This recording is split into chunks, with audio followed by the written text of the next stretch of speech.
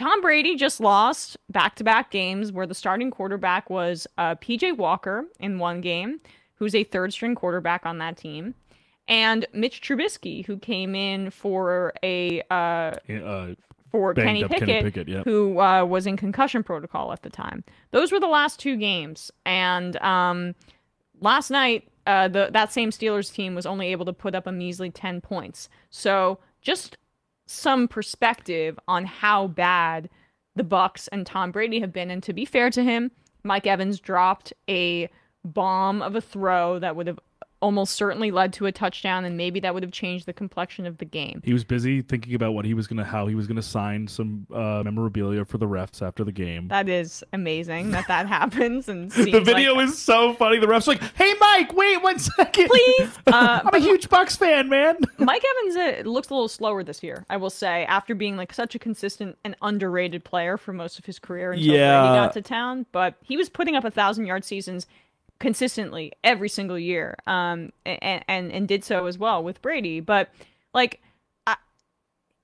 this is a part of a larger conversation I want to have about the golden age of quarterbacks maybe being over. And I know that I think honestly we're entering into a new golden age where you have guys like Mahomes and Allen and Lamar who both have like incredible arms and playmaking ability, but also have mobility. Can make moves on the ground. Peyton Manning and Tom Brady never have.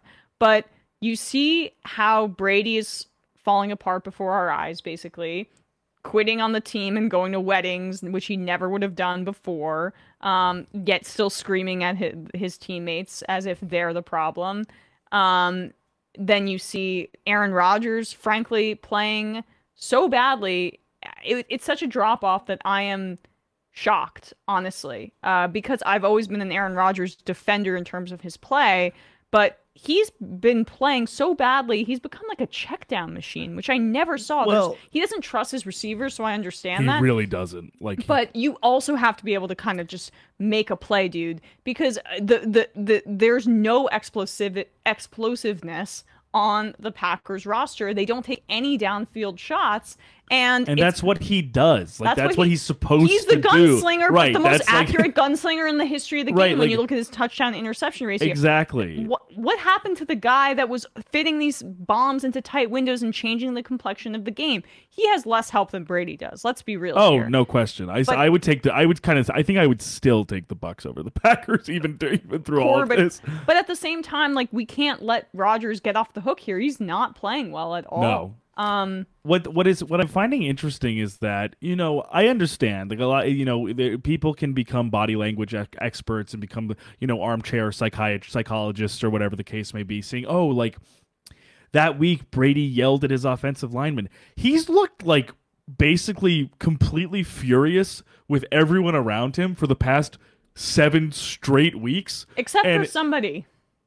Yeah, not necessarily at himself. If you're listening on the podcast, I pointed to myself. Yeah, but that's the thing that bothers me most. Oh, absolutely. He has no accountability for himself. No, he's frustrated with everything else around him, but it hasn't stopped. It's not as if there's been an improvement or a change in that behavior or a change in that demeanor. And also there hasn't been a change in gameplay.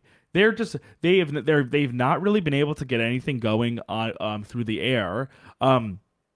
Even yesterday, Leonard Fournette was struggling. He even wasn't able to be the release valve that sometimes he is for that offense. And even with the offensive line, some people are back. Like Donovan Smith was back on the left side. Brian Burns just ripped through him for a sack on Brady. I mean, Brian Burns went through Donovan Smith like he wasn't there. And The Panthers have a more talented defense than people realize because their offense has been so crappy. I mean, God! And even talent-wise, they're top 10 in the NFL, and it's like an almost worse situation than what the Broncos are in right now, where they also have a top 5. They have a top 5 defense, but their offense is so bad. Absolutely, you don't see it. It's almost like it neutralizes the value of the defense when the offense is so bad. You just need a competent offense. Right. But in these cases right now, with the Carolina and the Broncos, they're terrible. So and the sad thing for me too, when I talk about guys like Brian Burns and also who I'm about to mention is PJ Walker threw a bomb to DJ Moore, who made like an unbelievable catch in the end zone. And Another underrated player. And all I can think for those two guys thinking about that sack on Brady and that catch for more is, God, I wish these guys were like on the Bills. Yeah. Or the Chiefs, or the Chargers. Well, please go trade DJ Moore to the Chargers. They might be. Oh, well, we'll get into.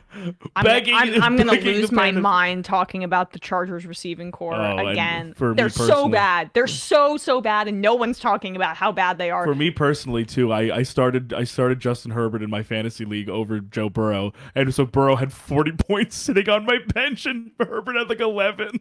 I mean, you see the against difference the Seahawks defense. Yes, but they understand that team is not coached in a creative way, and they don't have the talented receiver to actually scare you. But it's like let's throw average of 4-yard passes or something like that for Justin Herbert, for a guy who maybe has like the best arm in the league. Yeah, I mean, one of the best arms, certainly top 5. So. But I think the golden age is kind of over, and like with Peyton Manning being one of the first of that group to retire. Russell Wilson's kind of in the in-between generation, in between Brady and Manning. And yeah, where would you put Stafford? Stafford's kind of I think similar age, but people don't consider him to be in the pantheon of those others because of the way that the Lions were so bad for so long. Definitely not the pantheon. I guess I'm curious where I'd put him in terms of like the chronology. Like, is he more in like the Brady, Rivers, Manning, or is he more? Well, I guess he was drafted in 08 or 09 if I'm not mistaken, so that is a decent amount after those guys. Yeah, so he was drafted in the 2009 NFL draft, and Russell overall, Wilson was drafted in the 2012 draft. Okay, so I'd probably put them in the same group. They're probably in the same same Brady middle, Manning, yeah. Right. But now you just have, like, it's so clear who the best quarterbacks in the league are, and it's not Aaron Rodgers and it's not Tom Brady right now. It is clearly Mahomes and Allen. And I think Lamar's dropped off recently, but I would put him up there. He's in the top 5 for me. I mean, the top 5 is clear, to me at least. Allen, Mahomes, Lamar. I would even put Herbert there, even though he's struggling, and Burrow. Yep. I think that's fair, and also what I will say is I think this is a testament. Potentially, look, Jalen Hurts is playing really well statistically. Oh yeah, he is. But I think we have to probably see a little bit more, just in terms of like a full season of this type of play. I think we could then have the conversation. I just also think it's a testament because his improvement has not been seismic or meteoric like Mahomes and Allen's was. Whereas he's actually improved kind of season by season. Yes. Whereas Allen went from a pretty bad quarterback his rookie year, second year, to being literally maybe potentially the best quarterback and the best athlete in the league somehow. It's kind of like Giannis-like for Allen to go from kind of like, oh, like, what do we do with this guy's tools? Now it's like, oh, he's unstoppable.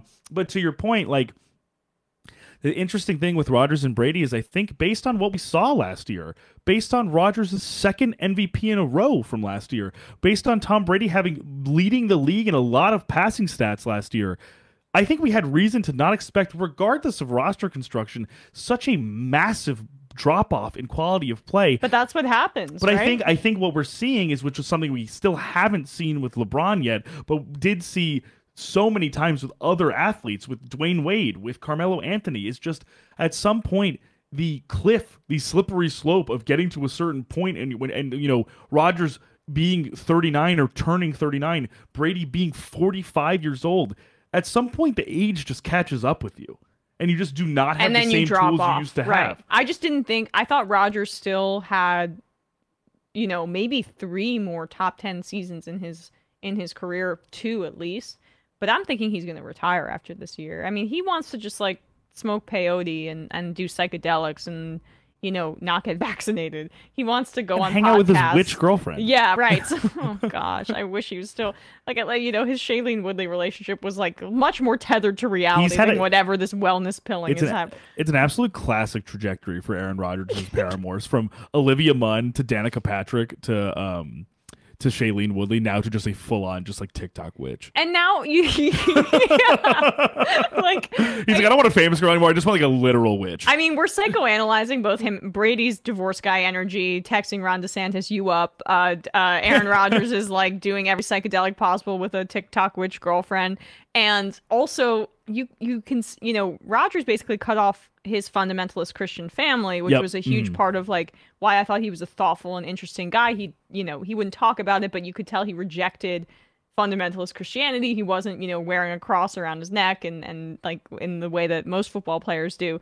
But you see sometimes when you're raised in that kind of environment, you still have like proclivities towards that kind of magical thinking. And that's what the road that he has gone down. I've seen this with like other people who maybe grew up in a really conservative religious background. They'll be more drawn to things that seem cultish to me, and I feel even if they rejected the past cultishness of fundamentalist Christianity. And I know it's like hard to like conflate the two, like, the personal and the professional, in terms of like it's hard to know what has an effect on anybody necessarily, but it is very funny. I will say I can't help but laugh at all the memes that are like Tom Brady who's sacrificed his family life to lose 2 games in a row to Mitch Trubisky and PJ Walker. Yeah, it's just hard to fathom. It's like two guys who are not only just high profile athletes but also kind of celebrities in their own right, like both experiencing a pretty precipitous downfall on the field at the same time. It's pretty shocking to watch. Obviously, knowing these guys are up there in age, but just seeing how it's just, I can't stress this enough. They were 2 of the best quarterbacks in the league last year. It was just a year ago. It wasn't that long ago. It is nuts. And they don't even look like 30% of what they looked like last year right now. And yeah. I know it's different. I obviously know that the way Tampa Bay has had numerous offensive line injuries, numerous wide receiver injuries. Same goes for the Packers. I mean, losing Devontae Adams, the wide receiver core losing MVS, the wide receiver core being significantly strapped relative to what they were. But the offensive line, for the most part, is relatively healthy. I mean, Elton Jenkins is playing. David Bakhtiari's playing. It's not as if the line is that broken. I mean, and we're just not seeing. And I understand, like you were saying, the pairing. Clearly, the chemistry with Romeo Doubs, Christian Watson is not fully there. But Alan Lazard and Randall Cobb are still there, 2 of his most reliable targets, and they're still not doing anything for him. Yeah. It's just hard to know where to point the finger, but it's clear that it's not just.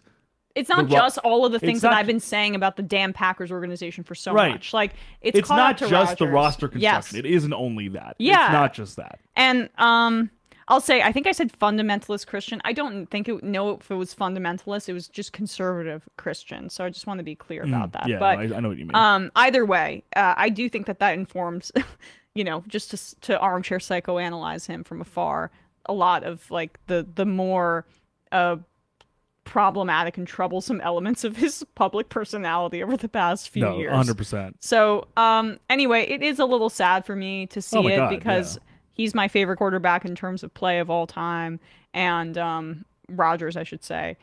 Brady, I'm happy, but but either way, it is a bit of. Well, look on the bright bummer. side. Yeah. Aaron Rodgers, after the game, did go out to the post game presser wearing a robe and did say, "This is exactly where we're supposed to be." So, I'm sure his teammates will be happy to hear that. So he said that they're the best. He found his inner peace. They said that he said that they're in the best position they could possibly be in. So I'm still looking forward to these. I still think there might be some light at the end of the tunnel.